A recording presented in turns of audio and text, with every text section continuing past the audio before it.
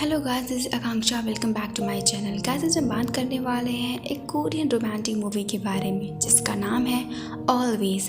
Movie के starting scene में हमें एक लड़का दिखाया जाता है जिसका नाम है जैंग। जैंग दिन भर छोटे मोटे काम करता है और रात में वो एक पार्किंग अलॉट में काम करने के लिए आता है।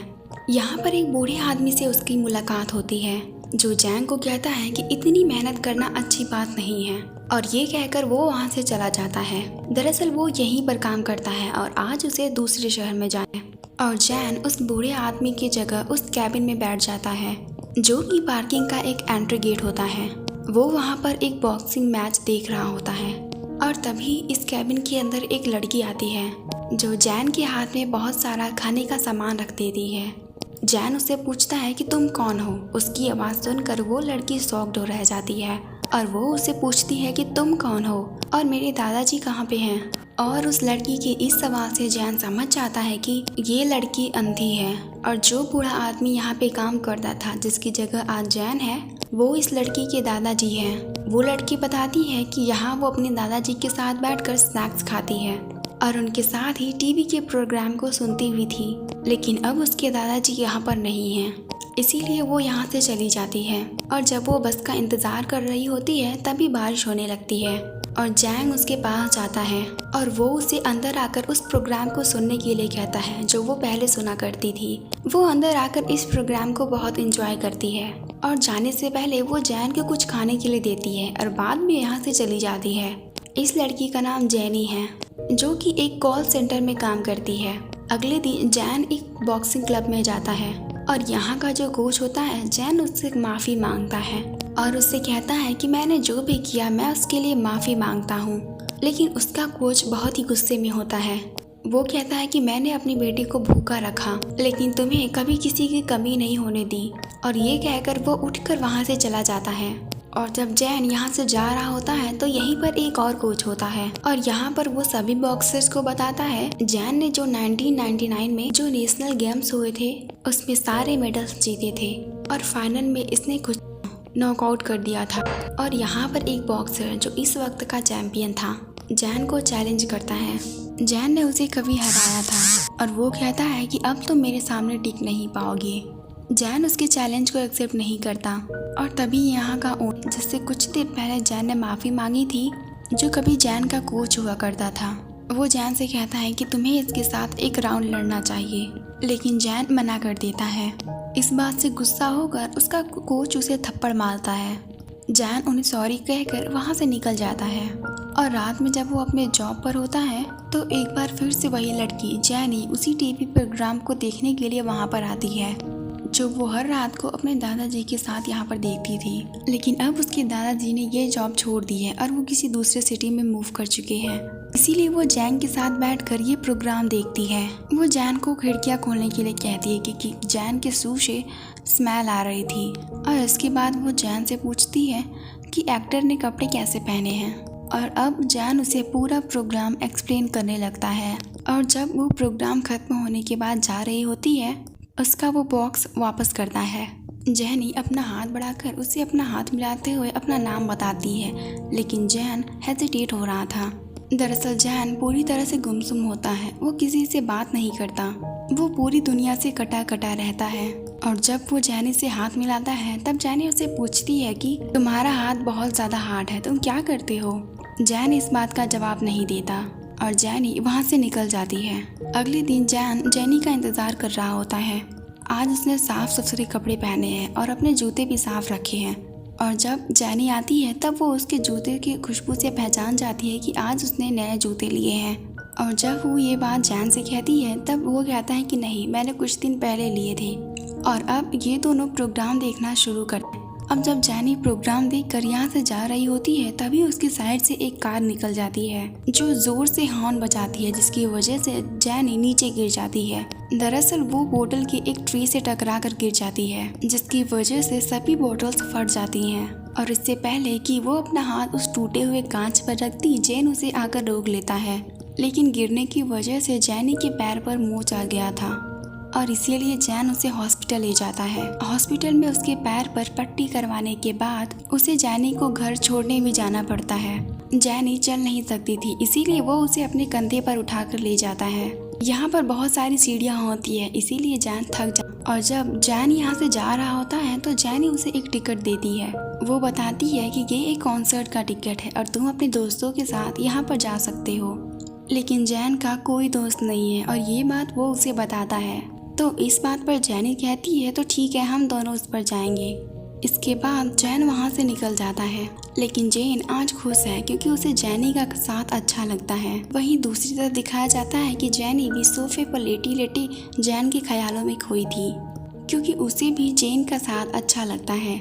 और अगले दिन ही दोनों के दोनों कॉन्सर्ट के लिए जाते हैं और कॉन्सर्ट देखने के बाद एक रेस्टोरेंट में जाते हैं, जहाँ पर जैन से पूछती है कि तुम रात को पार्किंग लॉट में काम करते हो और तुम सुबह क्या करते हो। वो कहता है कि मैं पानी की बोतल्स की सप्लाई करता हूँ। जैनी कहती है कि जब तुम यंग होगे तो तुम जरूर पूरा काम करने में बिजी होगे। इस बात पर जैन को गुस्सा आ जाता है क्योंकि वो उसे अपने बारे में कुछ भी नहीं बताना चाहता था। वो कहता है कि तुम अपने काम से काम रखो। जैनी को इस बात से बुरा लगता है और वो वहाँ से चली जाती है। और जब वो अपने घर के पास पहुँचती है तब जैन भी वहाँ पर आता है और वो उससे माफ़ी मांगता है। वो कहता है कि मैं अभी 30 साल का हूँ। वो बताता है कि जब मैं यंग था तब मैं एक बॉक्सर था और ये भी सच है कि मैं एक बुरा इंसान था, लेकिन अब मैं ऐसा नहीं रहना चाहता। जैनी उसे गुड नाइट कहकर वहाँ से चली जाती है। जैन अगले दिन अपने बॉक्सिंग मैनेजर और वहाँ के बॉस से मिलने के लिए जाता है और ये चाहते हैं कि जैन एक बार फिर से बॉक्सिंग करना शुरू कर दे और अपनी प्रैक्टिस भी। लेकिन जैन कहता है कि मैं ऐसा नहीं कर सकता। उसका बॉस उससे कहता है कि मैं तुमसे एक सवाल पूछूंगा कि तुम इतने सालों तक थे कहाँ। जैन उनकी किसी भी बात का जवाब नहीं देना चाहता था, लेकिन उसके बॉस कहते हैं कि अगर तुम्हारे पास बोलने के लिए कुछ भी नहीं है तो मैं यहाँ से जा रहा हूँ। जैन बताता है कि मैं पिछले 4 साल और 3 महीनों से जेल में था। वो बताता है कि मैंने बॉक्सिंग छोड़ने के बाद दूसरों लोगों से पैसे वसूल करने शुरू कर दिए थे, जिसमें उसे लोगों को मारना भी पड़ता था और अब मैं उस तरह की ज़िंदगी नहीं जीना चाहता। मैं बॉक्सिंग नहीं करना चाहता, बल्कि मैं अब अपनी ज़िंदगी को एक नई तरीके से जीना चाहता हूँ। वहीं दूसरी तरफ दिखाया जाता है कि जब रात को जैनी अपने ऑफिस से घर जा रही थी, वहीं पर उसका मैनेजर भी खड़ा होता है। इसकी जैनी के ऊपर हमेशा से गंदी नज़र है और वो जैनी को कहता है कि मैं चाय पीना चाहता हूँ और इसी बहाने से वो जैनी के घर के अंदर आ जाता है और जैनी के साथ ज़बरदस्ती करना शुरू कर देता है। और तभी यहाँ पर जैन भी आ जाता है। जैन को वो उस मैनेजर को बहुत बुरी तरीके से मारता है। उसका गला दबाकर उसे मारने ही वाला होता है कि जैनी उसे रोक लेती है। जैन उससे कहता है कि अगर तुम यहाँ पर कभी दोबारा आए और तुमने जैनी को हाथ लगाने की कोशिश की तो मैं तुम्हें मार दूंगा। वो मैनेजर वहाँ से चला जाता है। यहाँ पर जैनी बहुत दुखी रहती है, उसे रोना आ रहा था और साथ ही साथ वो कहती है कि अब शायद मेरी जॉब चली जाएगी। जैन उससे कहता है कि तुम अब भी वहाँ पर जॉब करना चाहती हो। जैनी कहती है कि ये एक सर्वाइवल का सवाल है, अगर मैं जॉब नहीं करूँगी तो मेरा खर्चा कैसे चलेगा। जैन कहता है कि मैं तुम्हारा ध्यान रखूँगा और मैं तुम्हारी मदद करूँगा। जैनी कहती है कि तुम मुझे और भी कमज़ोर बना रहे हो, प्लीज़ मुझे अकेला छोड़ दो। जैन वहाँ से चला जाता है और अगली रात को जैनी उसके पास आती है और जैनी उसे कहती है कि मैंने जॉब छोड़ दी, क्या तुम इस वीकेंड मेरे साथ घूमने चलोगे। और वो कहता है कि हाँ। और जब जैनी उसके साथ घूमने जाती है तो जैन उसे बहुत ही प्यारा डॉग गिफ्ट करता है, जिसे पाकर जैनी बहुत खुश रहती है। और इसके बाद जैनी को एक नदी के किनारे ले जा और वो उसे बताता है कि मैं अनाथ था और मैं अनाथ आश्रम में रहता था, लेकिन वो एक पानी में बह गया और जो भी जगह मुझे यहाँ की याद है वो सब पानी के नीचे है। जैनी उसे नदी के किनारे से 2 पत्थर उठाने के लिए कहती है। जैनी उसे एक पत्थर दिखाते हुए कहती है कि ये मैं हूँ और ये बिल्कुल मेरी तरह है, और दूसरे पत्थर को दिखाकर कहती है कि ये बिल्कुल तुम्हारी तरह है। वो पत्थर जो जैन की तरह होता है वो उसे अपने पास रख लेती है और जब वो दूसरा पत्थर जैन को देती है तब वो जैन का हाथ पकड़ लेती है, तो जैन भी उसका हाथ पकड़ लेता है और ये दोनों लंबे समय तक नदी के किनारे बैठे रहते हैं। यानी कि ये दोनों जो दुनिया में पूरी तरीके से अकेले थे अब एक दूसरे के साथ हैं। और जैन अपनी बॉक्सिंग कोच मैनेजर के पास जाता है और उनसे कहता है कि मैं बॉक्सिंग दोबारा से शुरू करना चाहता हूँ, क्योंकि वो जैनी के लिए कुछ करना चाहता है। और जैन दिन रात बॉक्सिंग की प्रैक्टिस करना शुरू कर देता है। वो बॉक्सिंग मैच भी खेल रहा होता है और बॉक्सिंग में वो बहुत ही अच्छा होता है। वो हर किसी को नॉकआउट कर देता है। यही जैनी भी घर पर हमेशा जैन का इंतजार करती है और वो पहली बार उसके चेहरे को छू कर देखती है और यहाँ पर ये दोनों पहली बार किस करते हैं। जैनी उस तरह से भी एक्टिंग करती है जैसा जॉन बॉक्सिंग के समय करता होगा। ये लोग हॉरर फिल्म भी देखते हैं। ये हमेशा एक दूसरे के साथ रहते हैं। इन लोगों ने अपनी एक अलग दुनिया बना ली है और साथ ही साथ जैनी उसका मसाज करती है। उसने मसाज करना सीख लिया है क्योंकि जैन बॉक्सिंग करता है और उसके मसल्स को लाइट करने के लिए, उसे रेस्ट करने के लिए वो उसको मसाज करती है, जिससे जैन को बहुत अच्छा लगता है। जैन बॉक्सिंग के दौरान इस बात का बहुत ध्यान रखता था कि उसके चेहरे पर ज़्यादा घाव ना हो, क्योंकि जब जैनी उसके चेहरे को छुएगी और उसमें चोट होगी तो जैनी उससे बहुत लड़ेगी। और होता भी ऐसे ही है। हर रात जब जैन वापस घर आता है तो जैनी उसके चेहरे को छू कर देखती है। जैनी जैन को बताती है कि चिल्ड्रंस डे के दिन वो अपने पेरेंट्स के साथ बाहर गई थी। हालांकि उसके पेरेंट्स नहीं चाहते थे, लेकिन फिर भी वो उन्हें लेकर गई। और जब वो ड्राइव कर रही थी तो उसने ऊपर से एक जलते हुए आदमी को गिरते हुए देखा। इसकी वजह से उसका ध्यान भटक गया और उसकी गाड़ी का एक्सीडेंट हो जाता है, जिसमें उसके मॉम और डैड की डेथ हो जाती है। और यहीं पर उसने अपनी आंखों को हमेशा के लिए खो दिया। और जब जैन ये बात सुनता है तब वो पूरी तरीके से शांत हो जाता है और उसे लगता है कि उसे कुछ याद आ गया और उसके दिमाग में वो घटना आती है जिसकी वजह से वो जेल गया था।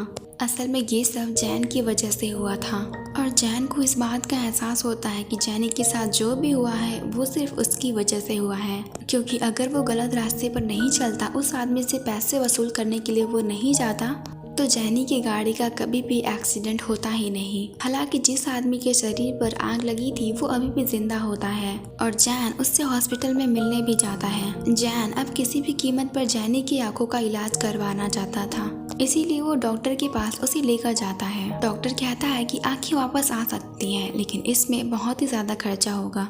दरअसल इसमें $30,000 का खर्चा होता है और जैन उस बॉक्सर के पास जाता है जिसने इस कहानी की शुरुआत में उसे चैलेंज किया था। इसका नाम जॉनी है, इसके पास बहुत पैसे हैं। वो जैन को कहता है कि मैं तुम्हारी मदद कर सकता हूँ और वो उसे एक आदमी के पास ले जाता है। ये आदमी जैन को $30,000 देता है और साथ ही साथ एक फोन भी। वो उसे कहता है कि ये एक नॉर्मल बॉक्सिंग फाइट है जिसके लिए तुम्हें थाईलैंड जाना होगा। तुम्हें पकड़ लिया तो तुम्हें कोई नहीं पहचानता, यानी कि ये एक इल्लीगल फाइट है जिसके लिए जैन को जाना है और जैन को इसके लिए अपनी पहचान को छुपाना होगा, अपनी पहचान को बदलना होगा और इसके लिए वो अपनी आईडी, अपने डॉक्यूमेंट्स सब कुछ जला देता है और जाने से पहले वो जेनी को हॉस्पिटल ले जाता है क्योंकि आज उसका ऑपरेशन होना है।